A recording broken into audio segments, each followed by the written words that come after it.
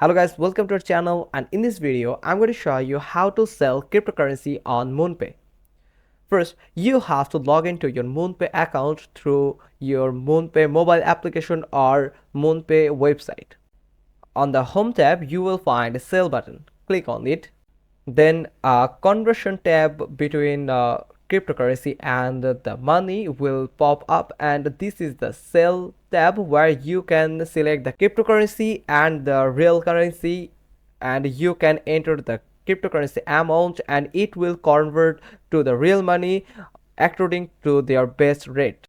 After entering the cryptocurrency that you want to sell, you just need to simply click on continue button at the bottom. Then you will get a tab where you can select the payment method that you want to use to get the money from selling the crypto, and you can go with your credit card or debit card. Also you can use your bank transfer. So for credit card and debit card, you just need to enter your credit card or debit card information like your card number, your card holder name, your expiry date, and CVV number. Then you have to confirm the transaction from MoonPay, and it will take some time to process the withdrawal request, and you will get the money after the approval to your bank account.